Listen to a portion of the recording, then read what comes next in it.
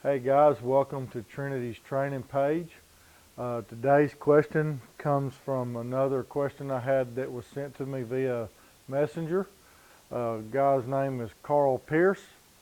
Carl's question was, could I give an example of the flow chart that I use on my training process? Well, the answer is yes, Carl. I'll get started on it today. This will be a 3 or 4 video deal to go over the whole flow chart. Basically what I've covered here today is I've covered some yard work and some field work that will be going on at the same time. Let's start out with our yard work, okay? Our yard work, we're going to start out with our obedience, and if you guys have been following this Trinity page from the get-go, you will have seen every step of this. If you haven't been following that and you want to go back and see the steps of this flow chart happen with Trinity, you can go to JP Suits, S-U-I-T-S, at YouTube. Just go to YouTube and just search for a channel, JP Suits.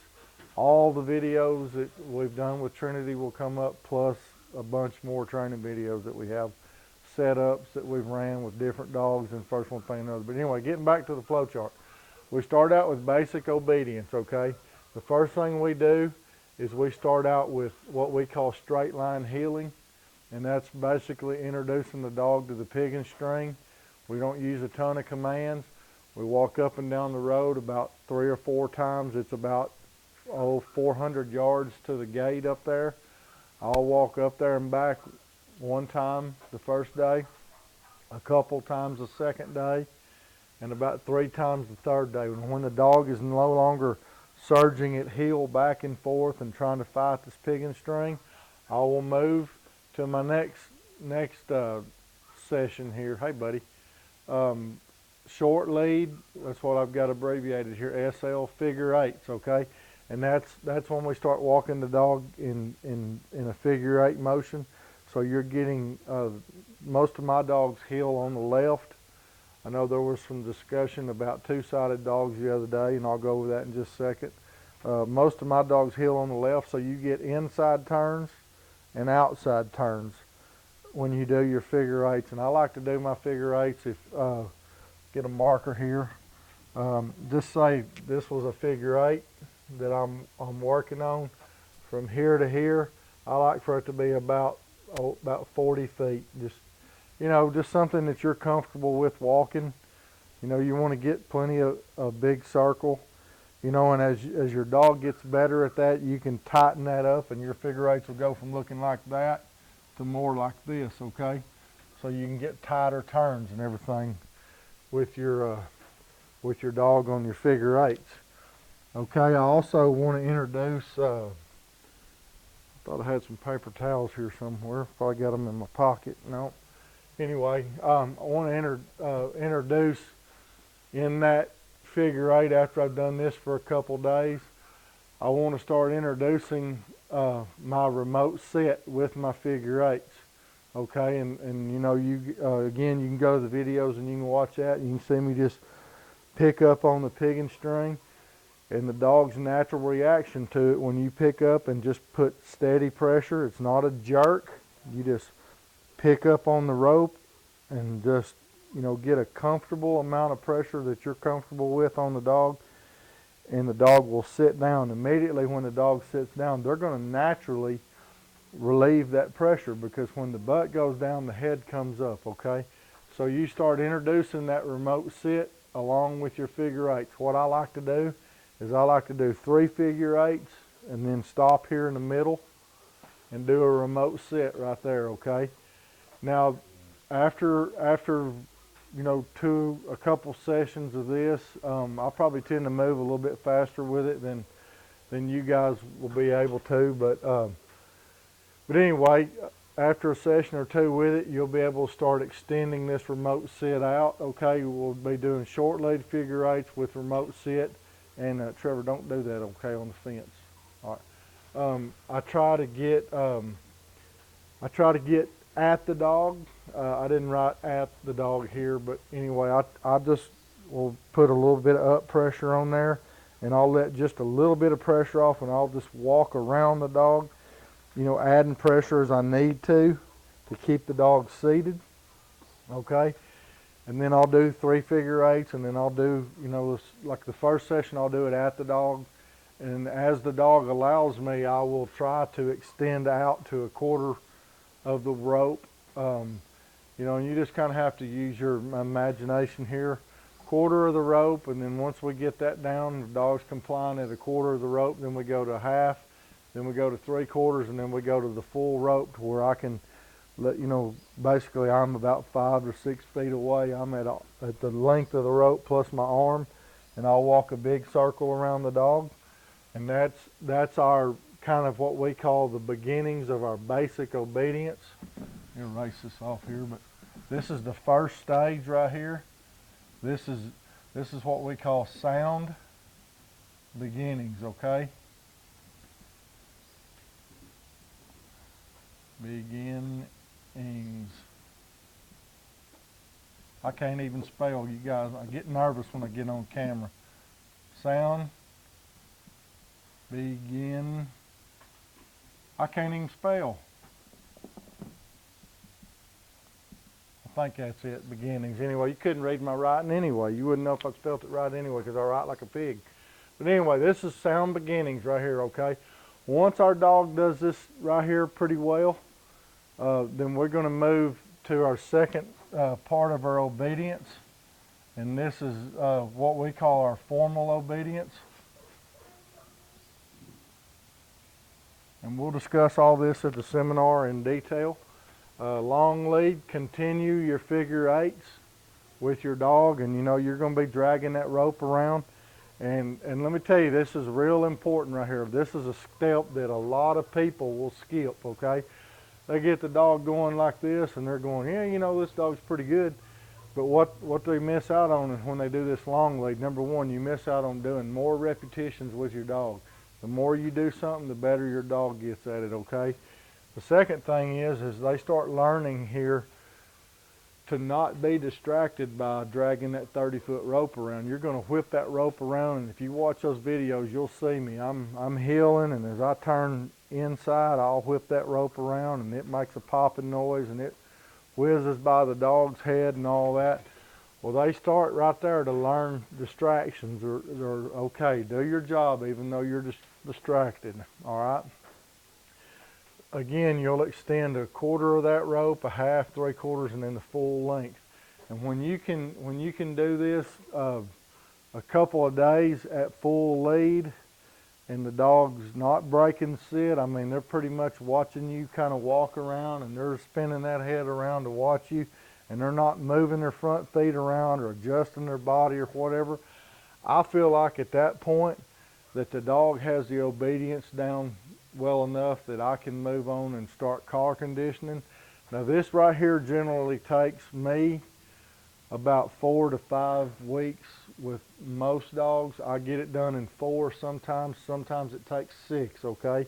Just depending on the dog you've got, all right? So, you know, you can figure month and a half on this first part right here, okay? The second part of formalization of our obedience is we've taught all of this stuff. We've been a teacher, okay? And we've got it all down to where we're comfortable, and we feel like we can move to collar conditioning, okay? When you start putting corrections on these dogs and you start putting collar pressure on them for all these commands, they really start coming together, and it comes together really quick in about a 2-week period, okay? We first collar condition to sit, and again, you can refer to the videos of collar conditioning to sit. We get sit done, and that takes, you know, 2 to 3 days with most dogs. Again, some are a little quicker, some are a little longer. And then you've seen us do here, collar conditioning to here on our white pole that we have out here by the kennel. We do that, and again, that's another 2 to 3 days depending on the dog. Most dogs on average are about 3 days on that. And then we check it off lead out in the field. I'll walk out there with the dog off lead and not expecting them to be 100% on heel, but to kind of check in occasionally at heel and walk at heel. I want to give them the opportunity to get away from me and to go off so I can hear Nick here and get them compliant in the field with here as well as in the yard.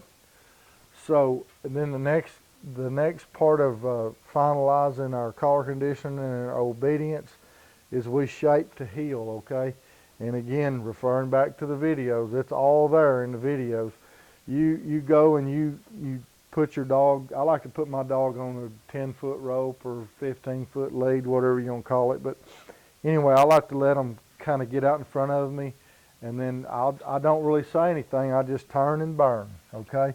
And I'm using the low intensity setting on my collar, and you know, as low as the dog will let me go. And you'll just kind of have to figure this out with each dog. Some dogs work in the 1 range, some in the 2 on shaping, okay?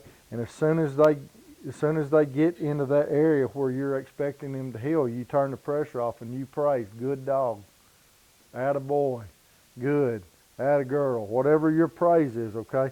And that's how you shape to heel. And again, this is 2 or 3 days. So you can expect about, you know, 2 weeks on your collar conditioning, and then you're up here at just say about 6 weeks, okay? So this is what we do with our dogs the first couple of months, all right? That's in the yard, okay? Now, all along while this is going on in the yard, this is what we're trying to do out in the field, okay?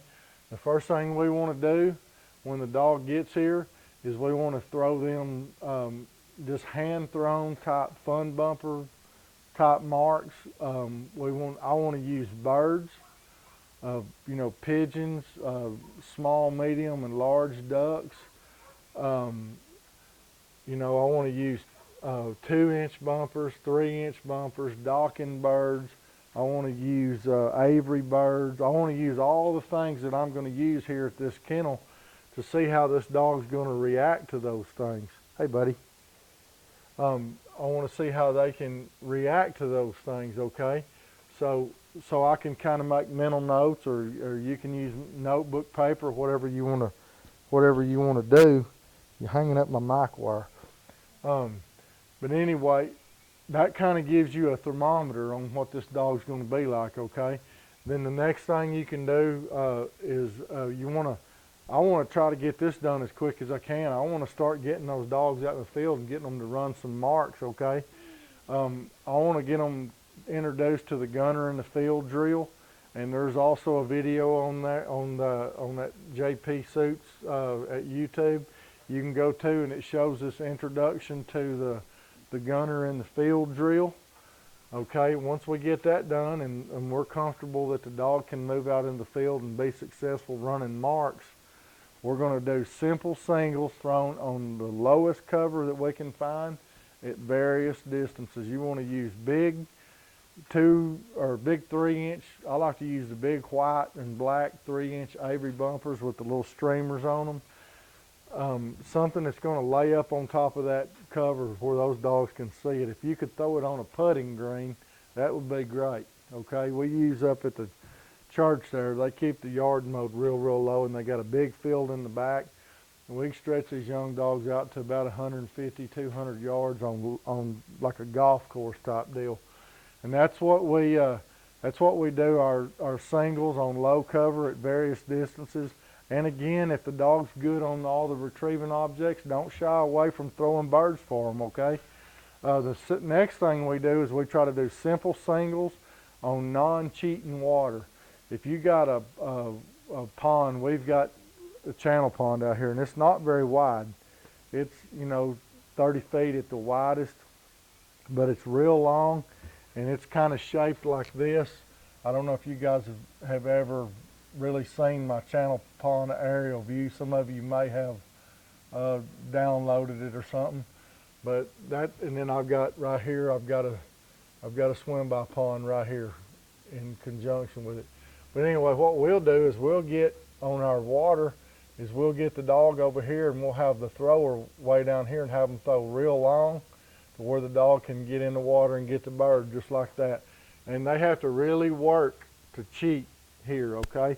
So that's why we try to use that type of water and get some non-cheating singles in. You guys can go and look at Trinity. We actually kind of had to teach her how to swim because she didn't really understand about swimming. That's another good video on there that you can go look at. But anyway, we do some simple non-cheating watermarks. And then as the dog gets better at these two things, we'll work on slightly harder, longer singles and a little bit higher cover.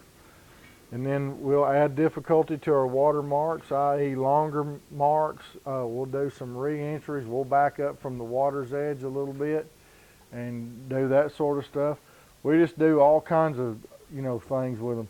And then about this time we begin, all along from here on up, we're wanting these dogs to go, go, go, go without any reservation, okay? So we hadn't really started trying to do any kind of steadiness work or anything.